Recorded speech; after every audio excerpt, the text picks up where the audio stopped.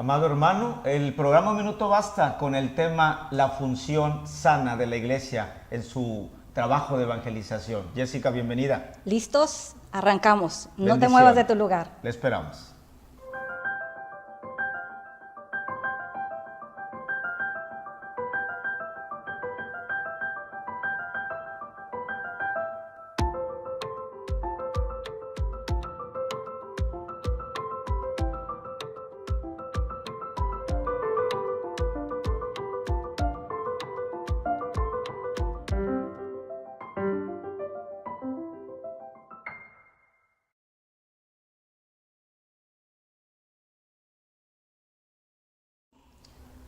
Amado hermano, bienvenido. Estamos en el programa Minuto Basta. Hoy en el tema central de la función de esta iglesia contemporánea ante la Gran Comisión, el evangelizar.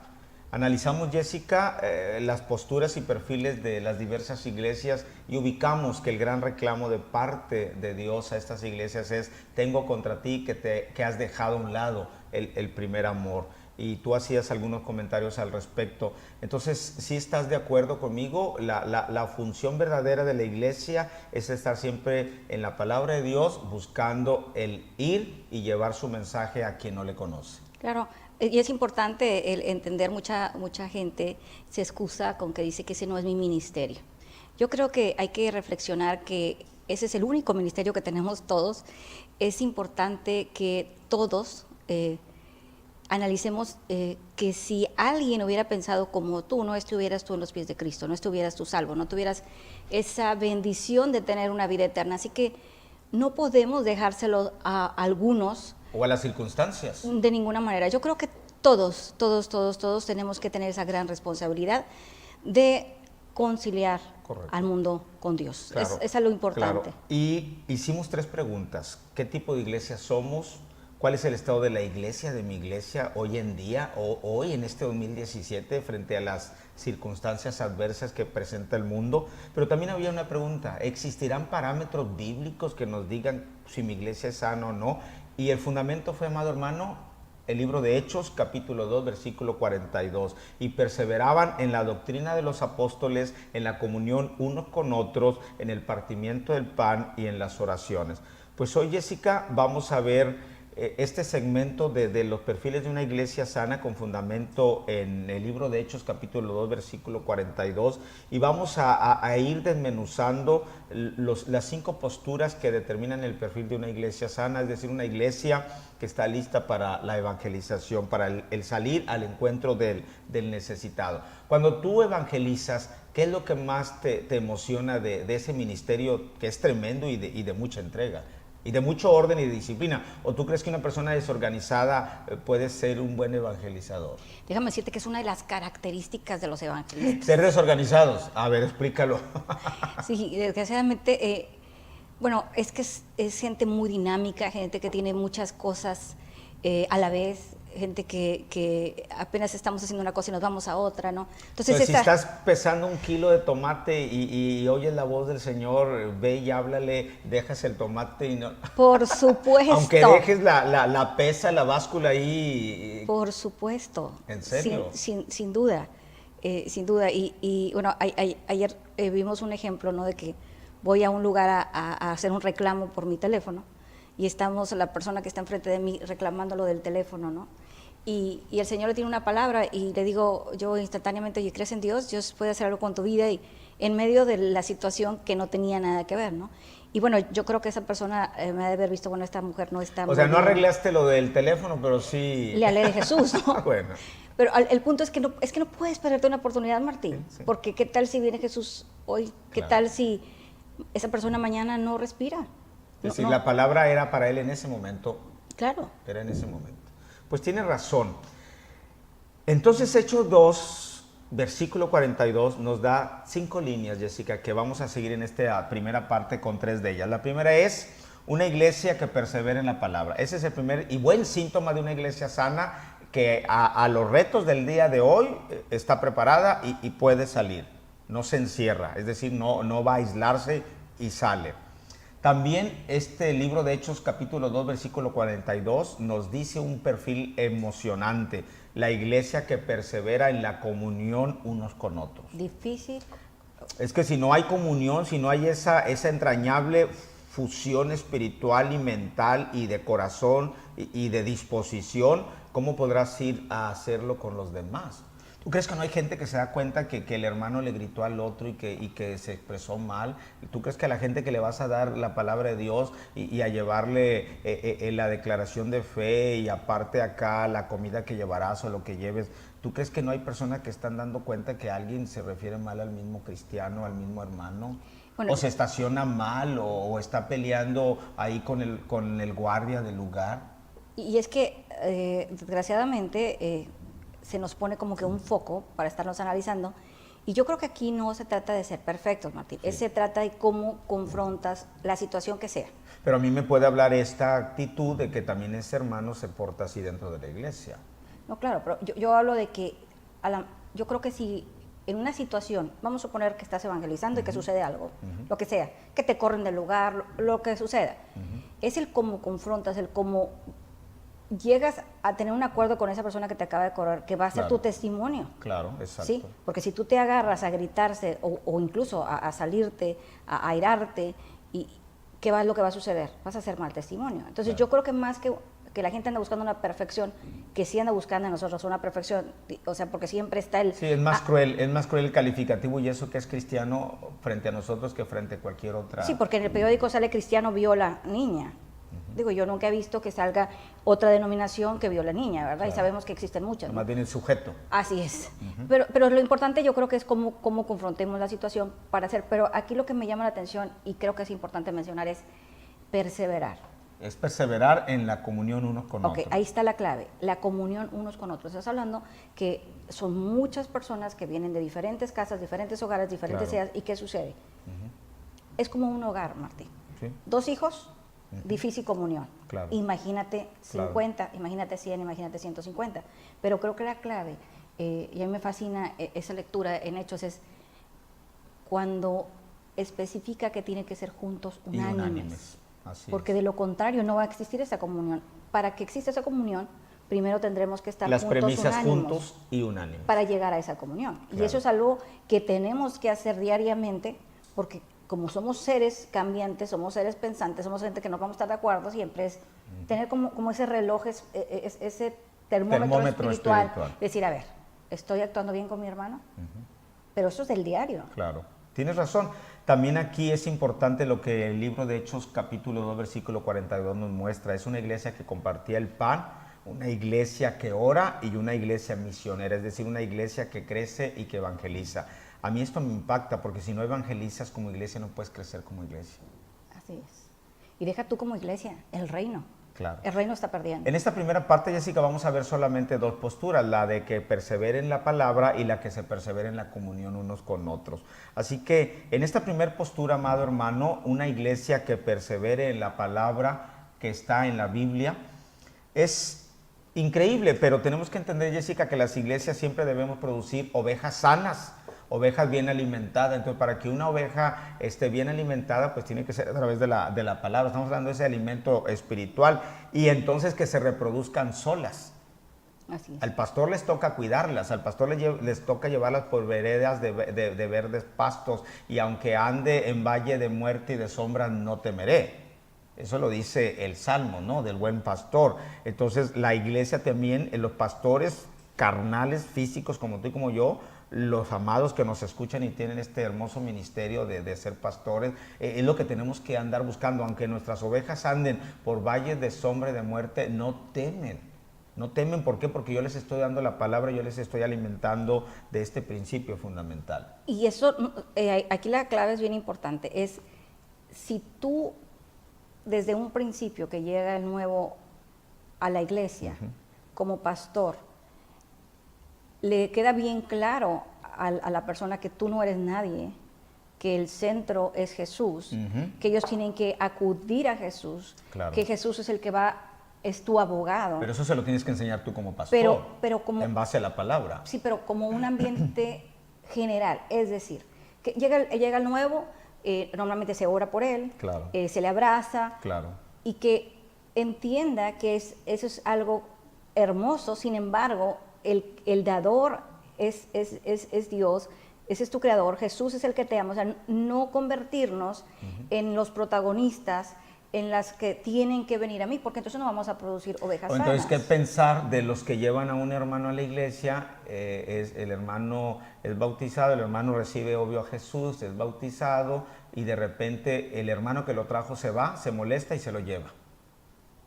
¿O crees que estoy inventando esto? Parece que No, te pregunto, o sea, ¿qué pensar? Porque lo que tú me estás diciendo me lleva a entender que la reacción común de los congregantes es: yo lo traje, yo me lo llevo. Deja tú, yo lo traje, yo me lo llevo. Yo lo traje, es mío.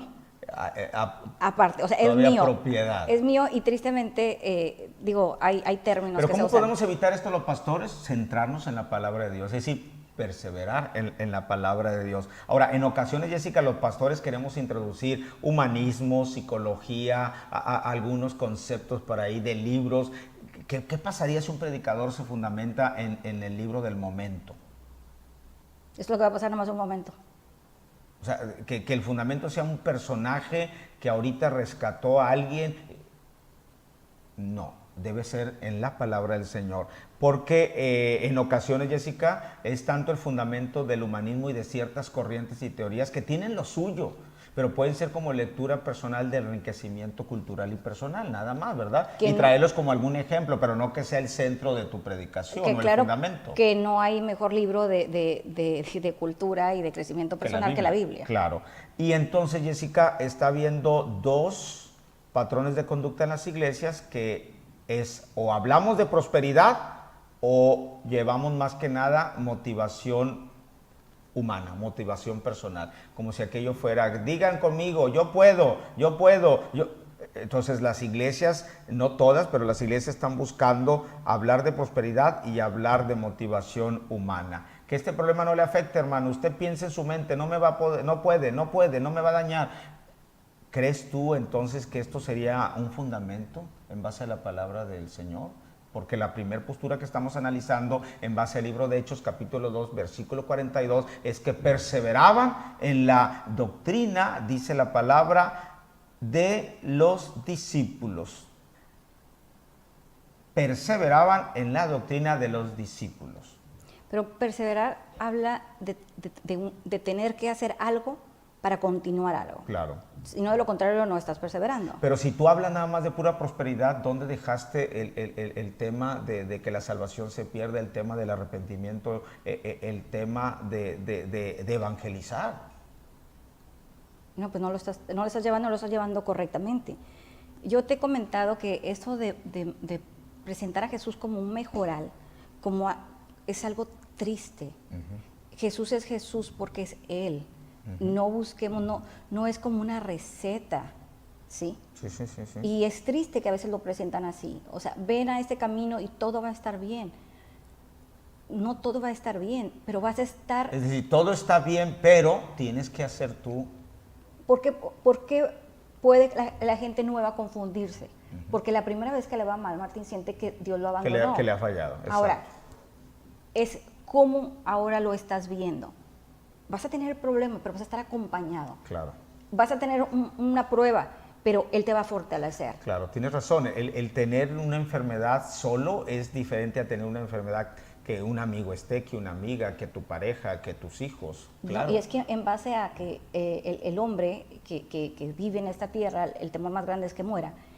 Y cuando nosotros, los cristianos, entendemos que para nosotros vivir es Cristo y morir es ganancia, oye, ya ves el punto de vista totalmente diferente. El examen médico, el diagnóstico lo ves diferente, lo ves como una ganancia, no como una pérdida. Ahora, hay tres puntos importantes que debemos tomar en cuenta los pastores y los líderes de las iglesias. Primero, debemos resistirnos a teoría de hombre y mantenernos en el Evangelio de Cristo. Ahora, los pastores aislados o encerrados en su supuesta verdad son un peligro para la iglesia, porque también sé que hay pastores que se cierran y lo que yo digo y lo que yo predico y no viene nadie, entonces también esos son un peligro para la propia iglesia. Y enseñar la palabra de Dios sana personas, sana el alma de las personas. Entonces, con que tú prediques la palabra del Señor, Jessica, la misma palabra como semilla hará el proceso natural y espiritual en la mente y en el corazón de los congregantes. Yo te quiero aclarar que cuando lo que acabas de decir es maravilloso, porque la gente, cuando hablas de sanar almas, cuando hablas, no es porque te van a dar la palmada, no es porque todo va a estar bien, es porque la palabra te confronta. Claro. Y cuando tú eres confrontado, tú sabes de dónde viene el mal, de dónde... Tú te conoces. Sí, entonces qué maravilloso es tener ese confrontamiento y empezar a alinearte, ¿sí? Alinearte en cada campo de tu vida, porque la confrontación es la que te va a hacer crecer en aquello. Y la más hermosa confrontación que Jesús nos deja en su palabra es esta, amado hermano, es esta, Jessica. Levántate, arrepiéntate y no vuelvas a pecar. Y no vuelvas a pecar, no vuelvas a pecar. Es decir, te llevo hasta donde estuviste, pero arrepiéntete y no vuelvas a pecar. Esa es la instrucción clara. Es definitivamente tremendo, pero es en 2 de Timoteos capítulo 3, versículos del 12 al 17, donde podemos sentir que esta primer postura de estar, Jessica, perseverando en la palabra del Señor es importante. Y también todos los que quieren vivir piadosamente en Cristo Jesús padecerán persecución, mas los malos hombres y los engañadores irán de mal en peor, engañando y siendo engañados. Pero persiste tú en lo que has aprendido y te persuadiste, sabiendo de quien has aprendido y sobre todo que desde la niñez has sabido las sagradas escrituras, las cuales te pueden hacer sabio para la salvación por la fe que es en Cristo Jesús. Toda la escritura es inspirada por Dios y útil para enseñar, para redarguir, para corregir, para instruir en justicia, a fin de que el hombre de Dios sea perfecto e enteramente preparado para toda buena obra. Así que en base a la palabra del Señor, la iglesia, ¿qué es lo que hace? Enseña y predica lo que es importante. Al predicar en base a la palabra del Señor, instruye sabiamente a la persona para la salvación en la fe en el nombre de Jesús. Las inspiras útilmente para enseñar. Tú has enseñado la palabra de Dios y prácticamente esta persona está instruida para ir a enseñar a otro la palabra de Dios. Inspira útilmente para redarguir, es decir, se movió porque la palabra del Señor es esa espada de doble filo que entra, penetra hasta los tuétanos de los huesos. Entonces, hace la palabra del Señor que se abra mi corazón y yo pueda clamar a ese Dios de poder y de gloria y decirle: perdóname, Señor, sé de dónde me sacaste, me arrepiento y no vuelvo a pecar, no vuelvo a pecar. También la palabra de Dios inspira útilmente, Jessica, para instruir en justicia. ¿Qué dice el Señor? Con un solo justo, donde haya un justo, y permite que el hombre, Jessica, desee tener la mente de Cristo. Y lo más hermoso, estás preparado enteramente para toda buena obra. Preparado enteramente. Enteramente, si sabes. Sí. Lo hemos dicho, en un minuto basta, la sanidad integral, Jessica. Sanidad en la mente, en el cuerpo, en el alma y en el corazón. ¿Cómo ves? Pues yo creo que es momento de no nada más querer, sino hacer. Yo creo firmemente que la oración es muy eficaz. Sin embargo, creo que la perfecta combinación es la acción con oración. Ahora ubiquemos al amado hermano que nos sigue en su programa Un Minuto Basta. Estamos en el libro de Hechos, capítulo 2, versículo 42. De este breve versículo, mira todo lo que ha emanado, toda esta gracia y toda esta llenura del Espíritu del Señor a través de su palabra, Jessica. Y estamos apenas en la primer postura de parámetros bíblicos que nos enseñan cómo ser una iglesia sana. Perseverar en la palabra de Dios. ¿Lista para ir a la segunda postura? Una iglesia que persevera en la comunión unos con otros. Tú decías que era tremenda tarea. Pues miren, la unidad es parte esencial en la formación del cuerpo de Cristo, Jessica. ¿Tú crees que a nuestro Dios no le entristece que la mano está por acá y que el pie está por allá y que el corazón sabrá Dios dónde se encuentra? Es decir, somos la parte esencial. La unidad en una comunidad, en una iglesia cristiana, habla de la formación del cuerpo de Cristo, de la mente de Cristo, de participar, de fomentar, de promover la unidad entre quienes son la iglesia, lo que permite formar una iglesia fuerte. Entonces, si no hay comunión unos a otros, hay una iglesia débil. Sumamente débil, que se puede Volteas romper. ¿Y quién está? O los mismos o no hay nadie. No, y lo dijo él, ¿no? Él nos iba a reconocer como como discípulos y creo que la convivencia y la hermandad a la manera de la palabra de Dios es compleja.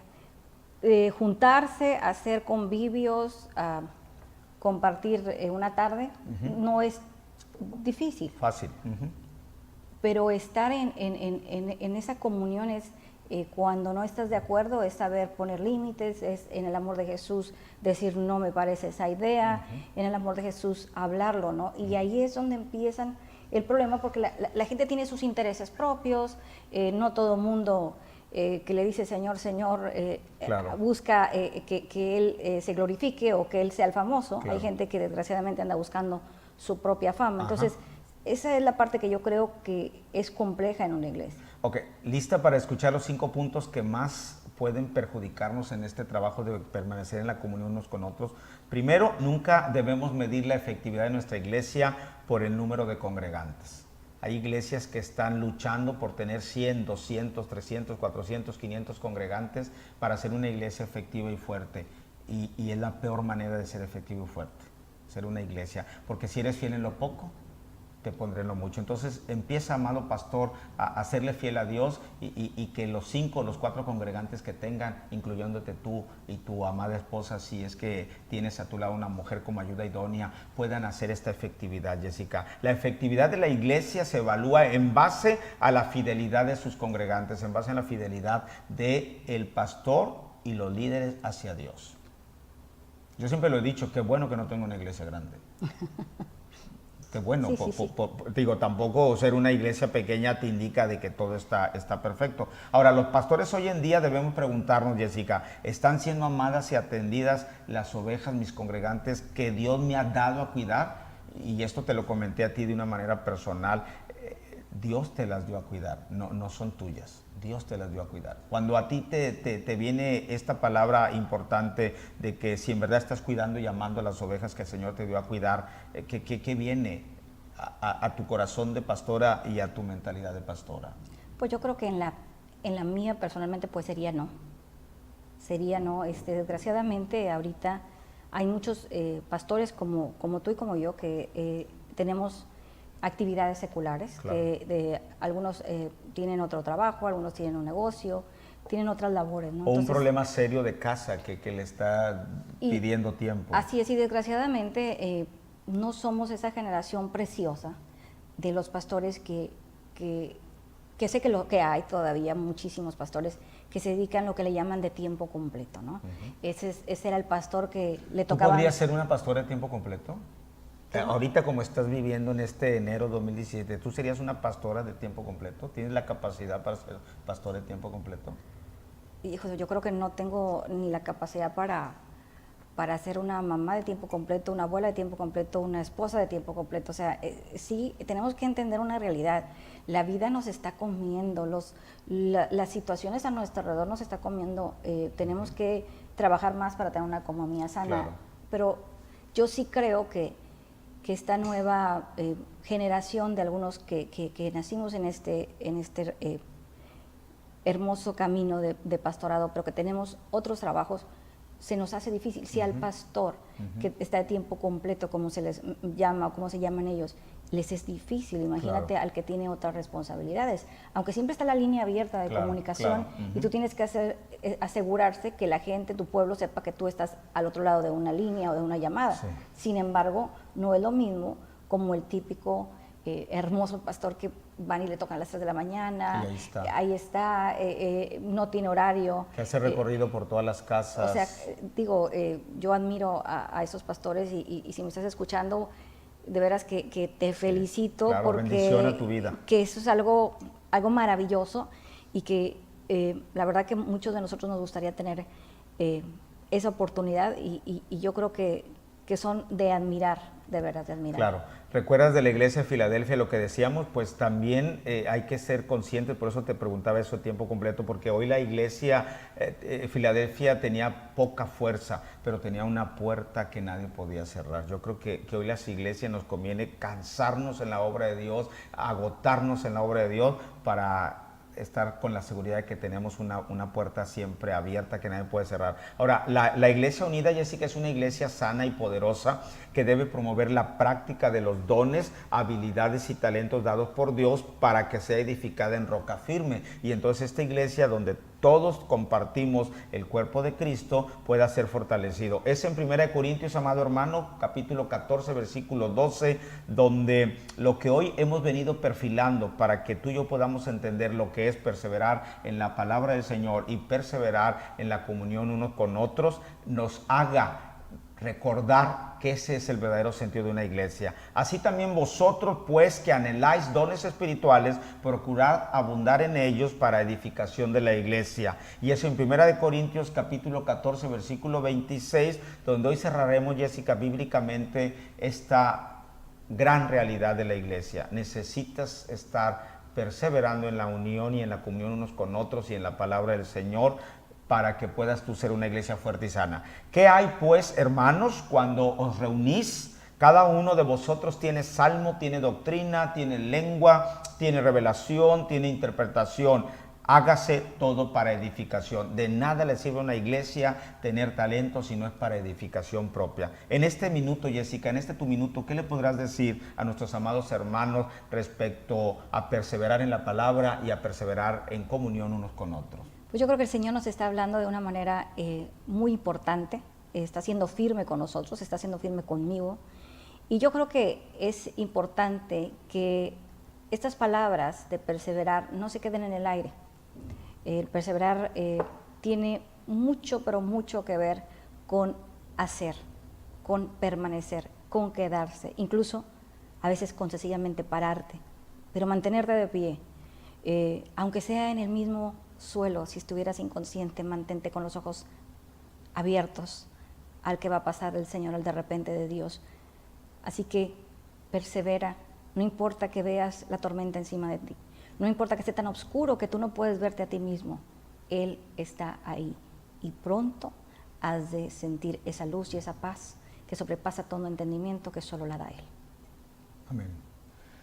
Es la palabra del Señor, Señor, la que hoy compartimos contigo. Es este Señor de bondad, este Señor de amor, de misericordia, que hoy nos dice: perseveren en la palabra de mi Padre, perseveren en la comunión unos con otros, sean una iglesia sana, sean una iglesia edificada en roca firme. Nos conviene, amado pastor, nos conviene, amado líder de jóvenes, de mujeres, de niños, amados maestros de clase dominical de enseñanza, le conviene edificarse en la palabra del Señor, le conviene que haya comunión en su iglesia, usted con otros y otros con usted. Abra esa mente de Cristo que se requiere hoy en este tiempo donde la tempestad no es física, hoy la tempestad es espiritual. Es decir, se necesita ser en la roca firme, edificado para mantenerse de pie. Le amamos, bendigo su vida, le esperamos en el siguiente programa. Un minuto basta. Bendiciones.